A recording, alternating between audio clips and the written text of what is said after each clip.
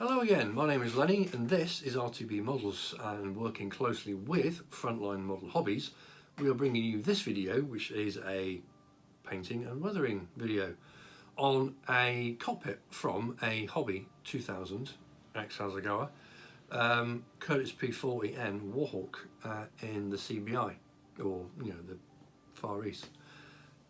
Anyway, hopefully as well we'll stick in a bit of a story as well, because the actual livery of this aircraft is going to be of a certain pilot called Wang Kung Fu, and that's his aircraft right there.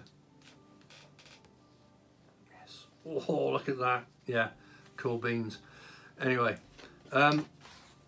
Rob, who's the MD of Frontline Model Hobbies, has done a bit of homework on this one, and it's quite enlightening actually about this pilot, but more about that later on. It's pretty good actually. Anyway, moving on. I am moving on, Molly. Basically, this video is going to contain the nuts and bolts of the painting and the weathering of solely the cockpit.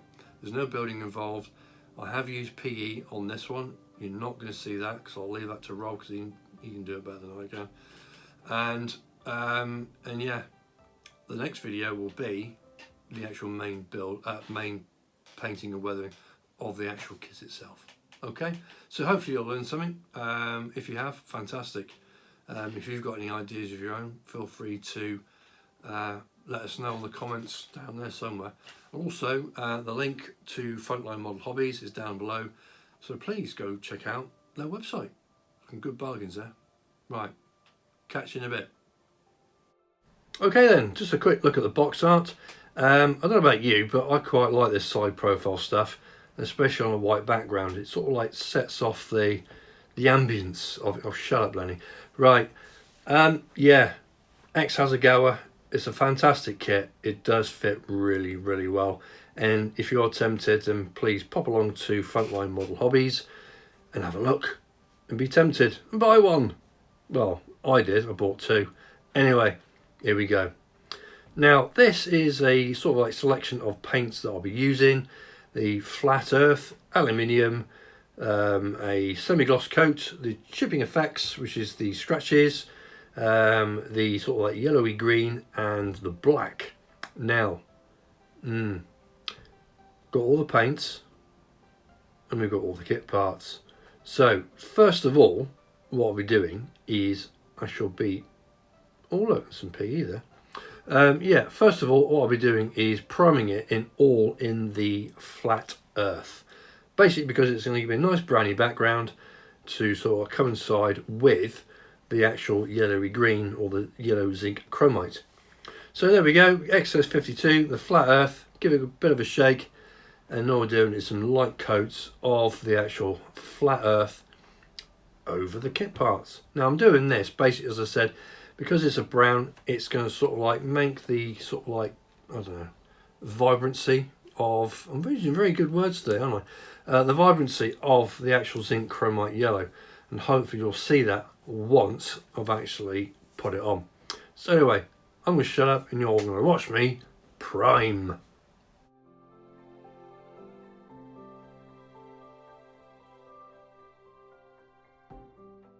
Okay, once the priming had finished, I just zipped in very quickly with some Night Black from Hataka's orange range.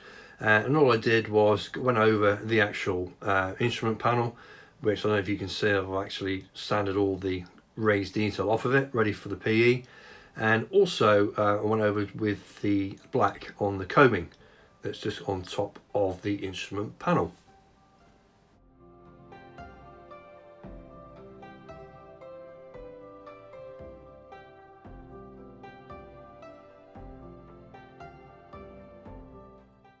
Okay, to simulate the actual scratchings then, I'm going to be using Hataka's aluminium.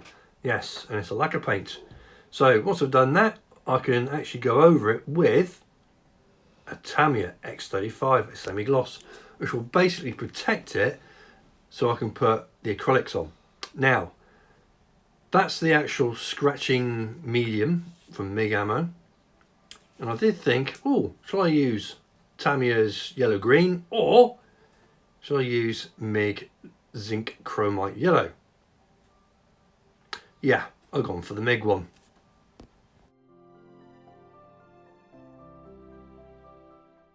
Okay then, so what we're doing is we're just going over the kit parts with the medium, as in the MIG ammo's scratching effects.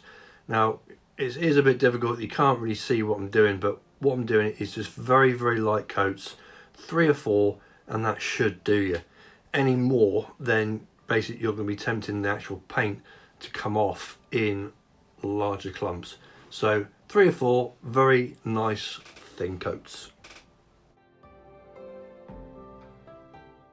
Okay then, just wanted to show you just how the actual paint will look.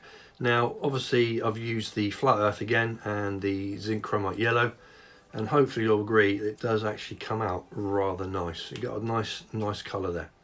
So anyway, back on to the main cockpit parts. Okay then, painting the cockpit sidewalls. Now some people will do it on a 90-degree angle, but what I'm going to show you now is that I will spray this at a 45-degree angle. Now basically I do this because I'm trying to get the shadows or the shadow effect from the actual instruments that are actually on the sidewall. So spraying from the top at 45-degree angle, and hopefully you'll get the shadowing effect that I'm after.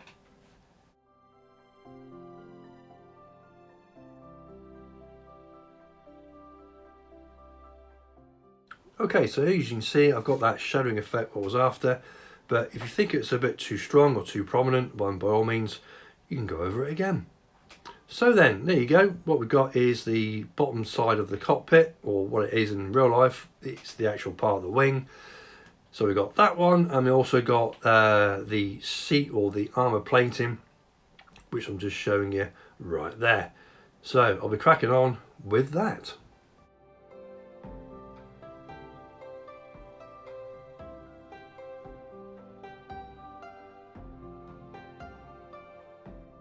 Okay, the tools that I use for the chipping is as follows: some warmish water, an old knackered airbrush needle, and a run-of-the-mill paintbrush. Okay, to start with, all I'm going to do is get the paintbrush, pop it into the actual water, and apply the paintbrush onto the kit part. Now, what's happening now is the actual water is penetrating the actual paint and going onto the chipping medium, which will actually start lifting it off. Now what I will suggest is once you started doing this is don't actually use the paintbrush as your actual chipping effects sort of like tool, as it were. If you're going for scratches, then what I would do is go for something very sharp and pointy, i.e. the airbrush needle. Now all I'm doing is I'm just like pricking the actual paint so the water will activate a little bit more into the chipping fluid, and then what you can do is just simulate the scratches going from up and down, left and right, diagonally, whichever way you want your chipping to be.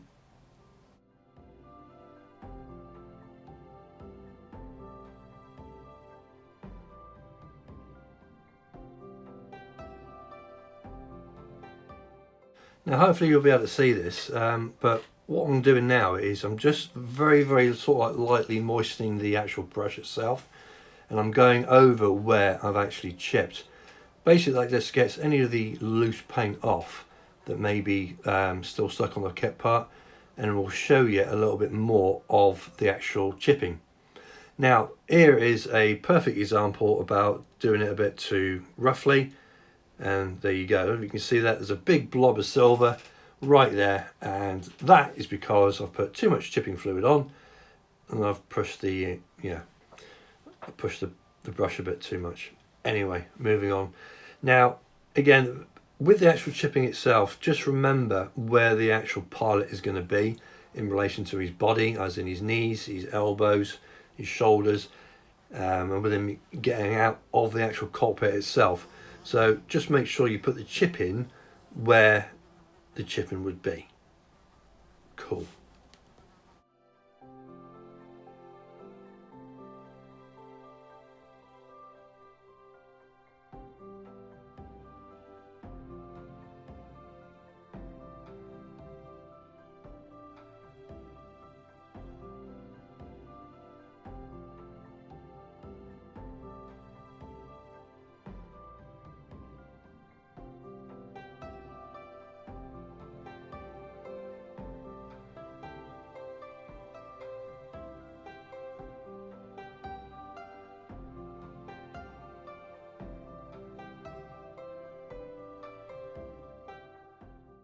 Now, you may think that the way that I'm doing this is a bit time consuming, and you'd be right. However, I do it this way because I've got better control of where the chips are actually going to be, or the scratches. Now, you could use a sponge with some silver paint, but with that you don't have the absolute guarantee you know where it's going to land, if you know what I mean. Okay, it can be a bit hit and miss, and that is the reason why I do it this way. Okay then, so going on next to the one bit of the cockpit that gets battered the most, and that's the seat. So again, all I'm doing is I'm using the same method, using the airbrush needle, just pricking the paint and just doing the scratches, and just doing it this way and building it up until I get the desired effect that I'm after.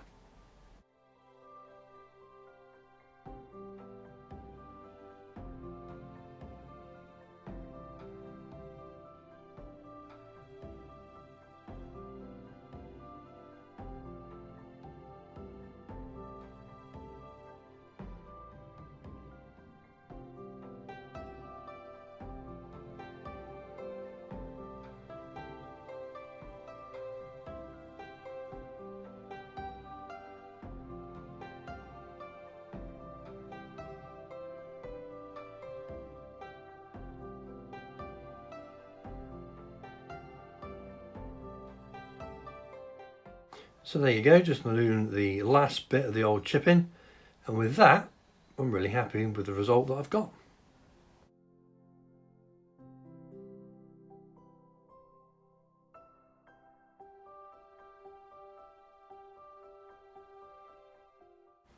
Okay, then going on to more of the detailed side of painting.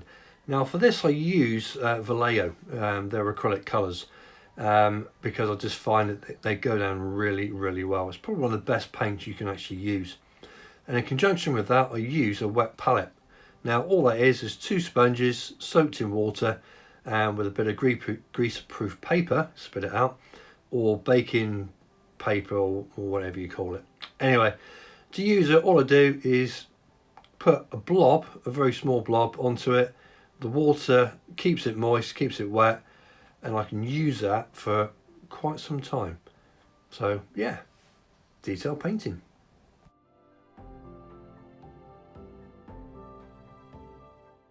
Okay, with brush painting or the detail painting, I apply the same principle as I do with airbrushing. It's very thin coats and watery coats, as it were. I just find it does give me a nicer finish, and the brush strokes that you actually might get if you did it thicker, you won't get them. Okay, it's as simple as that. So it's a really nice paint to use without any issues at all.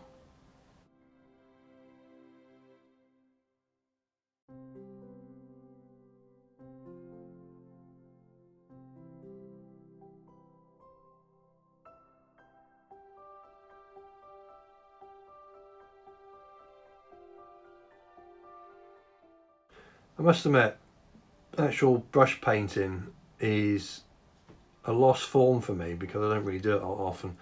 But I do find when I'm doing like the cockpit areas that I just find it extremely relaxing, and yeah, cool, man.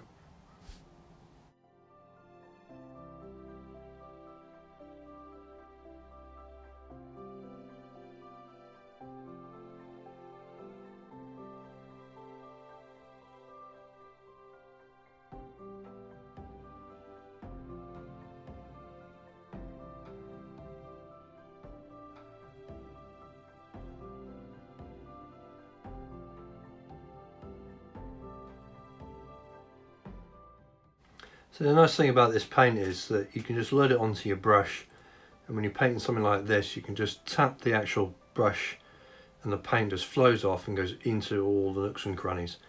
So yeah, Vallejo is a fantastic paint. So just finishing off, using a sort of like a sandy brown now, and just painting, or I can assume it's a utility box, on the side of the cockpit.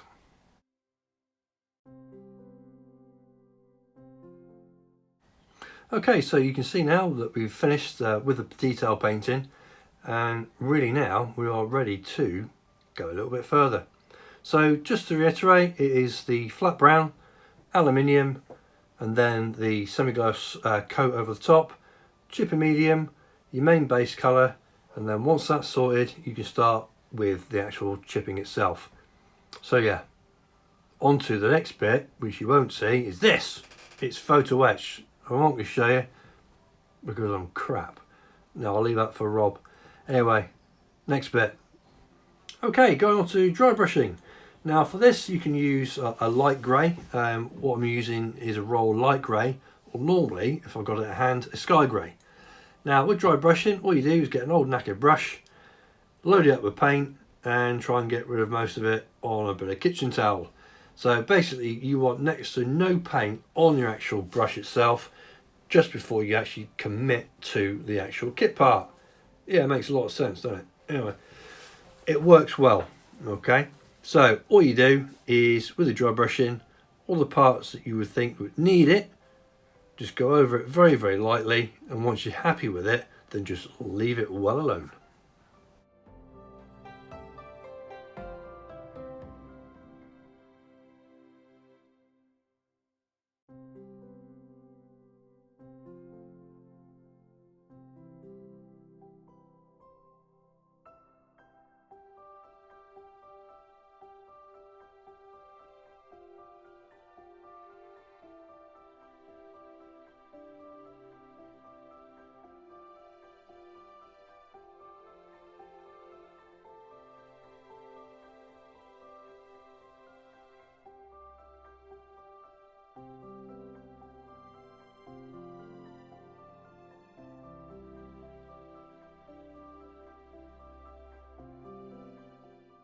Okay then, so what we're doing now is we're coming into the enamel washes, or the panel line wash. Now I use normally either MIG ammo or the ones from AK Interactive. Now basically all you're doing is you're loading up a brush and you just tap and flow all the wash all around the areas that you want. Now if you put too much on, then don't worry, you can take it off with a sort of like a moistened clean brush. You can just go over the parts where you thought, well, do you know what, that's a bit too much, I don't really like it. Then you can go over it and it's not an issue. So anyway, I'm using different ones, as you can see. This one is just like the desert brown, and you can basically mix and match. You can mix, you can do whatever you want to it to get basically the colour that you want. Now you can go for the darker one, you can go for the lighter one. It's entirely up to yourself. It really does not matter at all. So don't sort of like beat your head about and thinking, well, I've got to use the right one and I'll get into trouble if I work. No. Okay, you just go with what you want and what you feel happy with. At the end of the day, if you get the result that you're after, then your quid's in.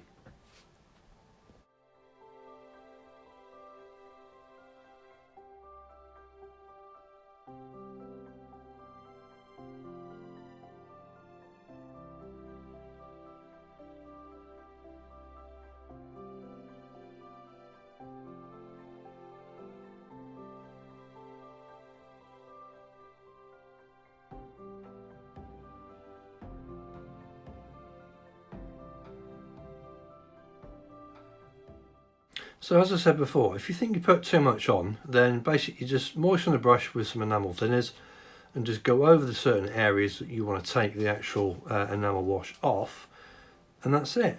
Or what you can do is you can blend the actual panel line wash into the actual paint and the surrounding areas, and that's exactly what I'm doing right there.